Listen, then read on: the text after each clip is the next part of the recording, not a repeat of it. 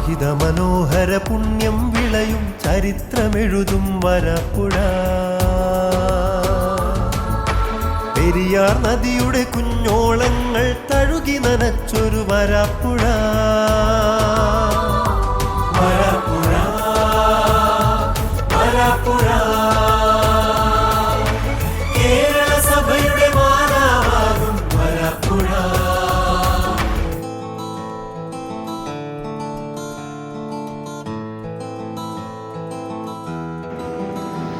പരിസ്ഥിതി സംരക്ഷണത്തിൻ്റെ ആവശ്യം വ്യക്തമാക്കുന്നതും പരിസ്ഥിതി നാശം കുറയ്ക്കുന്നതിന് പെട്രോളിയം ഉൽപ്പന്നങ്ങളുടെ ഉപയോഗം പരിമിതപ്പെടുത്തണമെന്നും ആവശ്യപ്പെടുന്ന 2015 ലൗദാത്തോ സി എന്ന ചാക്രിക ലേഖനത്തിൽ പരിശുദ്ധ പിതാവ് പ്രകൃതിയെ വരും തലമുറയ്ക്കായി നന്നായി പരിപാലിക്കണമെന്ന് നമ്മെ ഓർമ്മപ്പെടുത്തുന്നു. പരിസ്ഥിതിയുടെ പുണ്യവാളനായ വിശുദ്ധ ഫ്രാൻസിസ് അസീസിയുടെ തിരുനാൾ ദിനമായ കഴിഞ്ഞ ഒക്ടോബർ 4 പുതിയ ചാക്രിക ലേഖനവും പാപ്പ പുറത്തിറക്കി. പരിസ്ഥിതിയോട് ചെയ്യുന്ന അപരാധങ്ങൾ കുമ്പസാരത്തിൽ ഏറ്റുപറയേണ്ട പാപമാണെന്നും തരിച്ചു കിടക്കുന്ന ഭൂമി ദൈവത്തിൻ്റെ മുൻപിൽ യഥാർത്ഥത്തിൽ നിലവിളിക്കുകയാണ് ചെയ്യുന്നത് എന്നും ഫ്രാൻസിസ് പാപ്പ തൻ്റെ ലേഖനത്തിൽ പറഞ്ഞു വയ്ക്കുന്നു. മറ്റേതു പ്രവർത്തനങ്ങളെക്കാളും പ്രാധാന്യം പരിസ്ഥിതി പ്രവർത്തനത്തിന് കൊടുക്കണം എന്ന സഭയുടെ തിരിച്ചറിവിൻ്റെ ഫലമായുണ്ടായ ചെറിയൊരു കാൽവയ്പ്പാണ് എല്ലാ ഇടവകകളിലും പരിസ്ഥിതി സംരക്ഷണത്തിന് പ്രാധാന്യം നൽകുന്ന പ്രവർത്തനങ്ങൾ ആരംഭിക്കണമെന്നത്. അതിൻ്റെ ഫലമായാണ് വരാപ്പുഴ അതിരൂപതയിൽ പരിസ്ഥിതി ക്ലബ്ബ് പ്രവർത്തനങ്ങൾ ശക്തിപ്പെട്ടു വരുന്നത്. ഇന്ന് ആദ്യമായി അതിരൂപതാതലത്തിൽ പരിസ്ഥിതി പ്രവർത്തകർ ഒരുമിച്ച് കൂടുന്നു. വരാപ്പുഴ അതിരൂപത സോഷ്യൽ മിനിസ്ട്രിയുടെ ഭാഗമായി പ്രവർത്തിക്കുന്ന പരിസ്ഥിതി കമ്മീഷൻ്റെ ഡയറക്ടർ സ്ഥാനം ബഹുമാനപ്പെട്ട സെബാസ്റ്റ്യൻ കറുകപ്പള്ളിയച്ചൻ ഏറ്റെടുക്കുന്നത് കഴിഞ്ഞ കോവിഡ് കാലത്താണ്.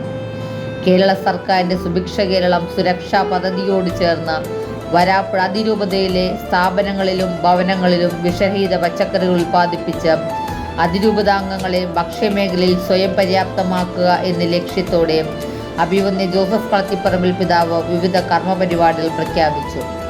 അതിൻ്റെ ഭാഗമായി ഇടവകകളുടെ കീഴിൽ തരിച്ചു കിടക്കുന്ന ഭൂമി കൃഷിയോഗ്യമാക്കി വിഷരഹിത പച്ചക്കറികൾ ഉൽപ്പാദിപ്പിക്കുക എന്ന ലക്ഷ്യത്തോടെ ആരംഭിച്ച ഇടവക കാർഷിക ഗ്രൂപ്പുകൾക്ക് നേതൃത്വം കൊടുത്തത് പരിസ്ഥിതി കമ്മീഷനായിരുന്നു. പൊറ്റക്കുഴിയിൽ 2.5 ഏക്കർ സ്ഥലം കൃഷിയോഗ്യമാക്കി വൻതോതിൽ പച്ചക്കറി വാഴക്കൃഷികൾ ആരംഭിച്ചു. കൂടാതെ കരനെല്ലും 50 സെന്റ് സ്ഥലത്ത് കൃഷിവകുപ്പിൻ്റെ സഹായത്തോടെ കൃഷി ചെയ്തു. ആയതിന്റെ വിളവെടുപ്പ് മഹോത്സവം ഉദ്ഘാടനം ചെയ്തത് ബഹുമാനപ്പെട്ട മന്ത്രി പി പ്രസാദായിരുന്നു. നൂറുമേനി നേട്ടമാണ് കലൂർ പൊറ്റക്കുഴി ചെറുപുഷ്പം ദേവാലയം. 50 സെന്റിന് മുകളിൽ കൃഷി ചെയ്യാൻ തയ്യാറാക്കുന്ന സ്ഥാപനങ്ങളിൽ ഇൻസ്റ്റിറ്റ്യൂഷണൽ കൾട്ടിവേഷൻ പദ്ധതി ആവിഷ്കരിച്ച് നടപ്പാക്കുമെന്ന് കൃഷിമന്ത്രി പി പ്രസാദ് പറഞ്ഞു. പള്ളിയോട് ചേർന്ന 1 ഏക്കർ സ്ഥലത്ത് കൃഷി ചെയ്ത് വിജയം നേടിയിരിക്കുകയാണ് കലൂർ പൊറ്റക്കുഴി ചെറുപുഷ്പം ദേവാലയം. കൃഷി വകുപ്പിന്റെ സഹായത്തോടെ ഇവിടെ പരീക്ഷിച്ചു വിജയിച്ച കരനെല്ല് കൃഷിയുടെ വിളവെടുപ്പിനായി മന്ത്രി പി പ്രസാദ് നേരിട്ടെത്തുകയായിരുന്നു. വിലക്കയറ്റം പിടിച്ചു നിർത്താനായി അയൽ സംസ്ഥാനങ്ങളിലെ കർഷകരിൽ നിന്നും പച്ചക്കറികൾ നേരിട്ട് സംഭരിക്കാനുള്ള ശ്രമം സർക്കാർ ആരംഭിച്ചതായി മന്ത്രി പറഞ്ഞു. തുടർന്ന് കൃഷി വകുപ്പിന്റെ ധനസഹായത്താൽ ഇൻസ്റ്റിറ്റ്യൂഷണൽ കൾട്ടിവേഷൻ പദ്ധതി പൊറ്റക്കുഴിയിൽ നടപ്പിലാക്കി. എല്ലാ ഇടവകളിലും സ്ഥാപനങ്ങളിലും പരിസ്ഥിതി കാർഷിക പ്രവർത്തനങ്ങൾക്ക് നേതൃത്വം നൽകുന്നതിനായി പരിസ്ഥിതി ക്ലബ്ബുകൾ എന്ന ആശയം പ്രാവർത്തികമാക്കാൻ പരിസ്ഥിതി കമ്മീഷൻ ശ്രമം ആരംഭിച്ചു. 2022 June 5 Ponekkara saint Francis Xavier ഇടവകയിൽ പരിസ്ഥിതി ക്ലബ്ബ് രൂപീകരണത്തിന്റെ അതിരൂപതാ തല ഉദ്ഘാടനം നടത്തി. പരിസ്ഥിതി ക്ലബ്ബിലെ എല്ലാ അംഗങ്ങൾക്കും ഞാൻ ഹൃദയപൂർവ്വം നേർന്നുകൊള്ളുന്നു. തുടർന്ന് പൊറ്റക്കുഴി, തൈക്കൂടം, യൂദാപുരം ഇടവകകളിലും 2022 വർഷത്തിൽ തന്നെ പരിസ്ഥിതി ക്ലബ്ബുകൾ നിലവിൽ വന്നു. പ്രവർത്തന മികവിൻ്റെ അടിസ്ഥാനത്തിൽ വരാപ്പുഴ അതിരൂപത സോഷ്യൽ മിനിസ്ട്രിയുടെ കീഴിലുള്ള 7 കമ്മീഷനുകളിൽ ബെസ്റ്റ് കമ്മീഷൻ അവാർഡിന് കമ്മീഷൻ ഫോർ എൻവയോൺമെൻറ്റിനെ തിരഞ്ഞെടുത്തു. ജൂൺ 13, 2022 ESSൽ വെച്ച് നടന്ന ചടങ്ങിൽ വെച്ച് അവാർഡ് ഏറ്റുവാങ്ങി. കേരള സർക്കാർ പ്രഖ്യാപിച്ച ഞങ്ങളും കൃഷിയിലേക്ക് പരിപാടിയുടെ ഭാഗമായി വിവിധ ഇടവകകളിൽ പദ്ധതി നടപ്പിലാക്കാൻ സഹായിച്ചു. 2022 ജൂലൈ 24 മുതൽ എല്ലാ വർഷവും കൃഷി പ്രോത്സാഹിപ്പിക്കുന്നതിൻ്റെ ഭാഗമായി വൈപ്പിൻകരയിൽ കൊടുങ്ങാശ്ശേരി ഭാഗത്തുള്ള ശ്രീ മര്യാദാസിൻ്റെ പൊക്കാളി കൃഷിയിടത്തിൽ ഞാറുനടിയിൽ പരിപാടിയിൽ സഹായിച്ചു വരുന്നു. 24/7/2022 നടന്ന ഞാറുനടിയിൽ പരിപാടിയിൽ വാർഡിൽ സെയിൻറ് ജോർജ് ഇടവക വികാരി റവറൻഡ് ഫാദർ സാബു നെടുനിലത്ത്, കൃഷിവകുപ്പ് അസിസ്റ്റന്റ് ഡയറക്ടർ ശ്രീമതി സൂസൻ എന്നിവരും സഹായിച്ചു. 2022 ജൂലൈ മാസത്തിൽ നടന്ന രൂപതാ സിനഡിൽ എല്ലാ ഇടവകളിലും സ്ഥാപനങ്ങളിലും പരിസ്ഥിതി ക്ലബ്ബുകൾക്ക് രൂപം കൊടുക്കുക എന്ന ആശയം പരിസ്ഥിതിയെ സംബന്ധിച്ച പ്രമേയത്തിൽ ഉൾപ്പെടുത്തി കൂടുതൽ ഊർജ്ജസ്വലമായി മുന്നോട്ടു പോയി. കൃഷി വകുപ്പ് സൗജന്യമായി വിതരണം ചെയ്യുന്ന പച്ചക്കറി തൈകൾ ശേഖരിച്ച് ആവശ്യമുള്ള ഇടവകളിൽ എത്തിക്കുവാൻ പരിസ്ഥിതി കമ്മീഷൻ മുൻകൈയെടുത്തു. കാർഷിക പ്രവർത്തനങ്ങൾക്കൊപ്പം ഇടവകളെ പരിസ്ഥിതി സൗഹൃദ ഇടവകളാക്കുക എന്ന ലക്ഷ്യത്തോടെ വിവിധ പരിപാടികൾ ആവിഷ്കരിച്ചു വരുന്നു. പൊറ്റക്കുഴി പരിസ്ഥിതി ക്ലബിൻ്റെ നേതൃത്വത്തിൽ LFUP സ്കൂളിലെ കുട്ടികൾക്ക് പ്ലാസ്റ്റിക് വാട്ടർ ബോട്ടിലുകൾക്ക് പകരം ഉപയോഗിക്കുന്നതിനായി സ്റ്റീൽ വാട്ടർ ബോട്ടിലുകൾ സമ്മാനിച്ചു. 2022 ഓഗസ്റ്റ് മാസത്തിൽ പരിസ്ഥിതി കമ്മീഷൻ കുറഞ്ഞ നിരക്കിൽ കുറ്റിക്കുരുമുളക് തൈകൾ വിവിധ ഇടവകളിൽ ലഭ്യമാക്കി. 2022 ഓഗസ്റ്റ് 30 പരിസ്ഥിതി കമ്മീഷന്റെ നേതൃത്വത്തിൽ വിഴിഞ്ഞം സന്ദർശിച്ച വിഴിഞ്ഞം തുറമുഖ നിർമ്മാണം മൂലം പ്രതിസന്ധിയിലായ മത്സ്യത്തൊഴിലാളികളുടെ ക്യാമ്പുകൾ സന്ദർശിക്കുകയും ഹൈക്കോടതിയിൽ പ്രവർത്തിക്കുന്ന വിക്ടിംസ് റൈറ്റ് സെന്റർ വഴി റിപ്പോർട്ട് തയ്യാറാക്കി ഹൈക്കോടതി മുമ്പാകെ സമർപ്പിക്കാൻ മുൻകൈയെടുക്കുകയും ചെയ്തു. പരിസ്ഥിതി പ്രവർത്തകർക്ക് ഗ്രാഫ്റ്റിംഗ്, ബഡ്ഡിംഗ്, ലെയറിംഗ് എന്നിങ്ങനെയുള്ള കൃഷിരീതികളിൽ പരിശീലനം നൽകുന്നതിനായി 2022 സെപ്റ്റംബർ മാസം നായരമ്പലം ശ്രീ ജോണി വട്ടത്തറയുടെ കീഴിൽ ക്ലാസ് നടത്തി. പുതുതായി രൂപം കൊണ്ട യൂദാപുരം പരിസ്ഥിതി ക്ലബ്ബിലെ യുവജനങ്ങൾ പ്രധാനമായും ക്ലാസ്സിൽ പങ്കെടുത്തു. കൂടുതൽ ഇടവകളിൽ പ്രവർത്തനം ആരംഭിക്കുന്ന പരിസ്ഥിതി ക്ലബ്ബുകൾക്ക് വ്യക്തമായ മാർഗനിർദ്ദേശം നൽകുക എന്ന ലക്ഷ്യത്തോടെ 22 മാർഗനിർദ്ദേശങ്ങൾ സോഷ്യൽ മിനിസ്ട്രി ഡയറക്ടർ മാർട്ടിൻ ചേർന്ന് തയ്യാറാക്കി. 2023 ഏപ്രിൽ മാസം 30 നടന്ന എക്സോഡസിൽ മാർഗരേഖ കേന്ദ്ര സമിതി ഭാരവാഹികൾ മുമ്പാകെ അവതരിപ്പിക്കുകയും അതുവഴി എല്ലാ ഫൊറോനയിലെയും കൂടുതൽ ഇടവകളിലേക്ക് പരിസ്ഥിതി ക്ലബ്ബുകൾ വ്യാപിക്കുകയും ചെയ്തു. എല്ലാ വിദ്യാഭ്യാസ സ്ഥാപനങ്ങളിലും വിദ്യാർത്ഥികളിൽ പരിസ്ഥിതി സംരക്ഷണം, കൃഷി എന്നിവയിൽ ആഭിമുഖ്യം വളർത്താൻ ഉദ്ദേശിച്ച് പരിസ്ഥിതി ക്ലബ്ബുകൾ ആരംഭിക്കുന്നതിൻ്റെ അതിരൂപതാതല ഉദ്ഘാടനം 2023 ജൂൺ 5 കളമശ്ശേരി സെയിൻറ്റ് പോൾസ് കോളേജിൽ വെച്ച് നടത്തി. ആയതിൻ്റെ ഉദ്ഘാടനം ബഹുമാനപ്പെട്ട കേരള ഹൈക്കോടതി ന്യായാധിപൻ ജസ്റ്റിസ് ദേവൻ രാമചന്ദ്രൻ നിർവഹിച്ചു. 2023 ജൂൺ 23 നീറിക്കോട് ഇടവകയിലും ജൂലൈ 23 തോമസ് പുര ഇടവകയിലും പരിസ്ഥിതി ക്ലബ്ബുകൾ നിലവിൽ വന്നു. 2023 ഓഗസ്റ്റ് 5 വാടയിൽ കുടുങ്ങാശ്ശേരി ഭാഗത്ത് പൊക്കാളി കൃഷി ഞാർനടിയിൽ പരിപാടിയിൽ വീണ്ടും പങ്കെടുത്തു. എല്ലാ ഫൊറോനകളിലും പ്രവർത്തനം കൂടുതൽ ശക്തിപ്പെടുത്തുക എന്നതിൻ്റെ ഭാഗമായി പുതുതായി 10 കോർഡിനേറ്റർമാരെ തിരഞ്ഞെടുത്ത് ചുമതലയേൽപ്പിച്ചു. 1-ാം ഫൊറോന സനിൽ ആന്റണി, 2-ാം ഫൊറോന അഡ്വക്കേറ്റ് സെറീന, 3-ാം ഫൊറോന സിബി വർഗീസ്, 4-ാം ഫൊറോന അലക്സി പാവന, 5-ാം ഫൊറോന ബൈജു ആന്റണി ജോൺസൺ പള്ളിലാങ്കര, 6-ാം ഫൊറോന ബാസ്കിൽ തോമസ്, 7-ാം ഫൊറോന രാജീവ് പാട്രിക് ഹെൻറി നീറിക്കോട്, 8-ാം ഫൊറോന ബേസിൽ മുക്കത്ത്. ഇവരുടെ എല്ലാ നേതൃത്വത്തിൽ മികച്ച പ്രവർത്തനം നടത്തിവരുന്നു.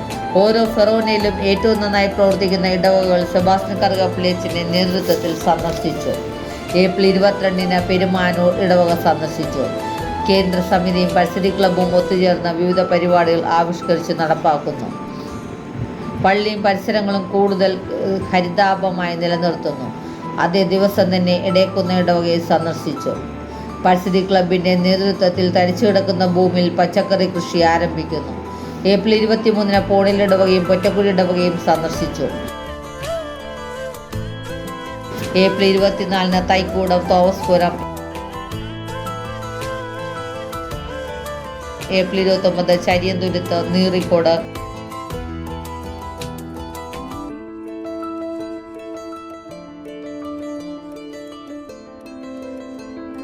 April 30 Pallilamkara 8 acre Yudapuram,